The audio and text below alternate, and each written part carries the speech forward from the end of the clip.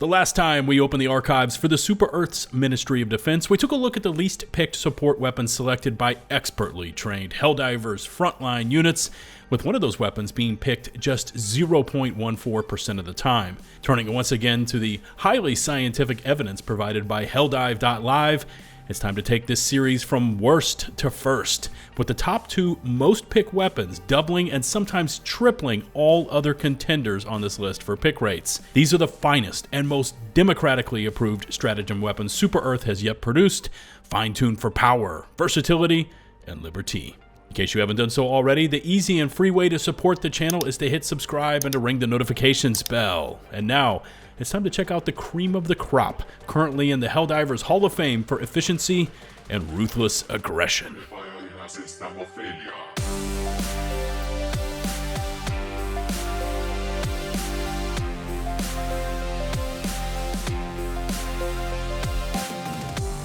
Dropping in with the number 10 spot is the Master of Misfire, the Catastrophe Cannon, the Defective Dud? No, that's not it. Oh wait, it's the Epoch. Yeah, that's the name. The Epoch currently shows a 3.63% pick rate among divers on all factions, available for purchase on page 1 of the Control Group Warbond and costing 75 medals. The Epoch sports Armor Pin 4 across the board for an uncharged shot, including most of the ball of AoE when it does strike targets. If you can actually hit your intended targets. Broken at launch and said to have received a fat-fingered spread value 3 times what was intended, the Epoch was fixed after this footage was recorded.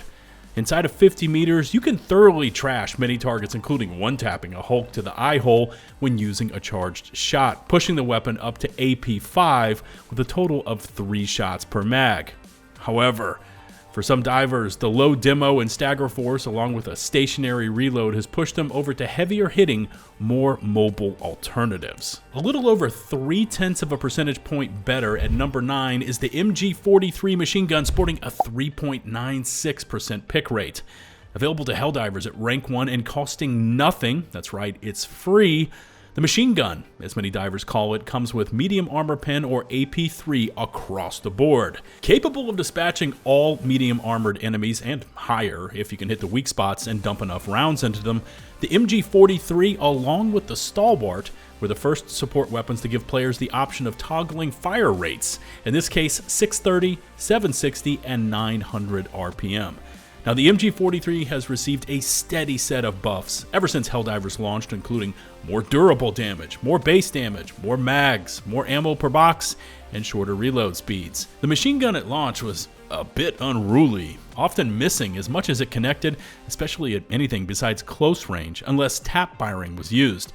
But since the introduction of armor sets and passives aimed at reducing recoil, more ammo, and faster reloads, the MG43 is still a good all-around support weapon, capable of pushing lots of rounds downrange and liquefying light and medium armored targets. Who here likes going Commando? Okay, now that I'm headed down the dark path to YouTube demonetization, let's check out the actual MLS 4X Commando, slotting in at number 8 on this top 10 countdown with a flat 4% pick rate, offering players a nice mix of fire options, including manual guiding with a crosshair or dumbfire modes. The Commando is one of those support weapons that offers punch, capable of one-tapping the back-mounted cannons on a factory strider. Shortly after launch, though, the Commando received a sizable buff for base and durable damage, but unfortunately, it had its demo force reduced, taking it from one tapping to now requiring 2 of the available rockets to destroy an automaton fabricator. Equipped with AP6 from most angles and enough demo and stagger force to cause the enemy problems, the Commando allows divers to live out their Schwarzenegger Commando movie fantasies, ripping through enemies with violence and aggression. A lot of players still don't know that if you paint the target and hit it with your first shot, you can then hipfire the next 3 and the rockets will travel to that initial target, which gives it some versatility, especially when pinned behind cover. Now, if the Commando got back its initial demo force and also had a shorter cooldown, it would be much higher on this list, but as is, it's still a competent anti-tank weapon. Available at rank 12 for just 6,000 rec slips is the MG206 heavy machine gun, picked by players 4.13% of the time. granting players AP4 across the board, unless you're striking targets at extreme angles. The HMG used to have an absolutely mental 1200 RPM when set to the max settings, allowing players to mag dump in close quarters, absolutely obliterating many mobs and super heavy armored enemies. In fact, the HMG has seen a lot of changes since it was first introduced, including losing even more RPM, gaining more base damage, lowered reload speeds, twice gaining stagger force, more ammo, and also losing durable damage. That said, once the peak physique armor hit the game as part of the Viper Commando's war bond, the HMG took a mighty step forward, giving players a weapon that was easier to handle and keep on target. Or you could pair it with other armor passives like Fortified or Engineering Kit, which includes reduced recoil when crouching or prone. If you can target a Hulk's eye hole, it's a quick and easy kill, along with medium armored enemies which are instantly turned to scrap. Any bot with a heat sink on its back is easy prey for the HMG, along with illuminate harvesters. When paired with AoE grenades, a sentry, or guard dog to handle all the chaff, the HMG is capable of delivering the pain at most distances. Never has 3000 rec slips at rank 3 allowed Helldivers to eat with such ferocity as when the EATS, or expendable anti-tank launcher, first hit the game. The EAT-17 drops into this countdown at number 6, picked by players 4.5% of the time. EATS can be called in over and over, coming in under 60 seconds with all ship upgrades applied, and once planetside, each EAT pod gives a player 2 rockets to direct squarely at their enemy's souls. Buffed nearly 5 months after its introduction, the EAT saw both its base and durable damage tripled. Now, what makes the EAT so versatile is its armor pen 6, how you can quickly call them in to give you a quick spike in anti-tank firepower, and also how safe and effective they can be at close range, as a direct impact does the lion's share of the damage while the area of effect is actually much lower. It can even be stowed over the shoulder, allowing divers to equip backpacks. Players have often loved the fact that you can call in EAT pods, grab and use one tube, and leave the other in the pod for either other players to grab and use, or for when you inevitably have to run back by a location after dispatching the objectives, making your way over to extraction. Really, the only things capable of stopping EATs are planetary ion storms or stratagem jammers, because most everything else, if hit in the right area, can immediately be dealt with. We've made it halfway through the video, and if you happen to like this content and haven't already, please take 2 seconds to hit subscribe and to ring the notifications bell while setting your alerts to all so you don't miss one of my future uploads. Okay, now into the top 5, and sitting at number 5 is the Stalwart, picked 5.1% of the time by players. And let's be honest here, the Stalwart is a primary weapon disguised as a support weapon. I mean, this thing is the light armor pen assault rifle we've always wanted, but never received. At least not in the assault rifle category. Anyways, the Stalwart is available to players at rank 1 for just 3,500 rec slips, and for all you Team Green Xbox recruits out there, this is one of my personal recommendations to unlock and start equipping as soon as possible. Granting players 250 rounds per belt and allowing for mobile reloads, the Stalwart makes short work of light and even medium armored targets with its AP2, as long as you know where to shoot them. Every time the Stalwart was changed, it was seemingly buffed, with 2 damage buffs, more stagger force, more durable damage, and even better ergonomics. When paired with the Eruptor for something like bug hole clearing, the Stalwart is freed up to rip through targets at closer range, especially when set to its max RPM. As little as the Patriot Exosuit was picked in our bottom 10 countdown, the Emancipator Exosuit actually slots in here at number 4 on the top 10 breakdown with a 5.67% pick rate. Now, the E-Man is still a bit of a niche pick, but when both autocannons are chugging away, the damage it can inflict is undeniable.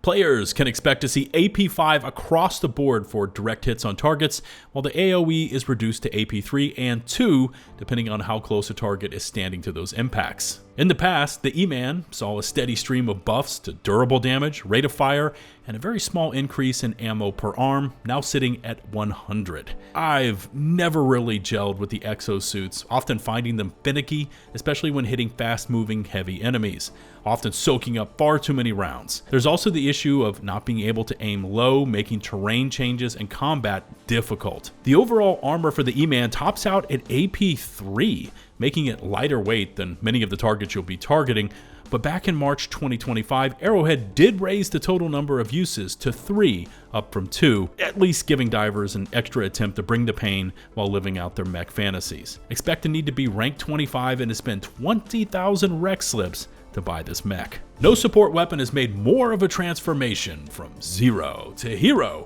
than the laser cannon, currently sitting at a 5.93% pick rate accumulated across all 3 factions. Now, I was there at launch when players were leveling up, and this thing became a part of our arsenals at rank 18 and 7,500 rec slips. And to say the laser cannon was bad, that would be an understatement. Shooting at targets back then was a lesson in futility, as it did nothing it can currently do. After going through buffs to durable damage, armor pin, now sitting at AP4, quadrupling the ergonomics because not only was it not powerful, it was slow to respond, and it also received increases to its ability to set targets on fire faster, had its recoil completely removed, received more magazines, saw its burn damage doubled. You see where I'm going here? And it even received a scaling damage over time to heavier enemies buff mechanic. As it sits right now, you won't often see this thing on the bug fronts, but the pick rates jump dramatically for the bots and squid, landing it squarely in the top 3. Now, you'll still need to be careful of this weapon's ramp-up time, exposing players to incoming fire while it pushes out nothing in return, but it was a blast to use when I tested it, especially on planets that are extremely cold, causing the weapon to cool down even faster. The laser cannon is not going to impress you with its demo or stagger force, of which it has 0 of the latter, but if you are precise with your beam aim and can hit weak points, the LC can be very rewarding to use. Now it's down to the top 2, and from here, these support weapons nearly double any of the 8 pick rates previously already mentioned. And at number 2, chosen 13.07% of the time, it's the Quasar Cannon, aka the Queso Cannon. Available for purchase at rank 18 for 7,500 rec slips, the Quasar is an energy-based anti-tank weapon that many players unlock, equip, and never use anything else ever again. We've also seen this weapon go through a ton of changes as well, like increases in charge times, with cooldowns buffed and nerfed based on how hot or cold the planetary conditions were. It's also seen its base damage and durable damage tripled, and we even saw it have a funny bug where it would actually self-charge on a diver's back. God, I love that bug. The Quasar has pretty much AP6 across the board, along with AP3 and 2 for the AoE, along with decent demo and stagger force, and it features no projectile fall off, so you can aim directly at a target despite its distance instead of needing to compensate for drop. Added to the game at the same time as the HMG, players quickly gravitated to the Quasar for its raw output, never needing ammo and therefore not requiring a stationary reload. It also frees up divers to equip backpacks such as the shield, guard dogs, or even ammo packs, giving them tons of firepower and more options for loadouts. And now, onto the main event. And if you've been keeping track, you probably know what's coming. Slotting in as the top dog on this breakdown, at number 1 with a pick rate of 13.27% is the GR8 Recoilless rifle. And it's been forever for many of us divers, but just to jog your memory, the Recoilless becomes available for purchase at rank 5 and for the little sum of just 6,000 rec slips. I'm sorry, but that much firepower that early in the game for that little is mental. The Recoilless also saw a tripling of standard and durable damage, much like the other launchers in this countdown, along with a later introduction of programmable ammo, allowing players to toggle between normal and HE rounds. Demo and stagger force aplenty are both a part of the Recoilless, along with AP6 for the normal and AP5 for the HE rounds. Capable of deleting most enemy targets in just one shot, unless the projectile slightly misses its intended area, the Recoilless is second only to the spear in terms of impact damage, but its popularity is easy to see. And who doesn't want to wield the power of Thor's hammer in launcher form? The only downside to the Recoilless is the necessity to use a backpack to house those extra rockets. However, when you are in assisted reload mode, the amount of death and destruction this launcher can deliver is just silly. And it has everything combined, along with lots of it, that have powered the Recoilless to the top spot among divers. And there you go. And by the way, you delivered on that last video in the series big time, showing it so much love. And as promised, here's my end of the bargain. The top 10. I'm really looking forward to reading your comments, especially if you prefer the Recoilless over the Quasar or vice versa. And how about the Epoch? Now that it's seen some attention from Arrowhead, do you see the popularity increasing for that new plasma support weapon? If you happen to miss the top 10 worst stratagem weapons currently in Helldivers, here's a link on screen and in the video description, and I invite you to check out that video. If you happen to like this video, please take a moment to hit subscribe and to ring the notifications bell. A massive thanks goes out to all of our channel members, for without your continued support, content like this would not be possible. And until the next one, this is LtBuzzLitebeer, signing off.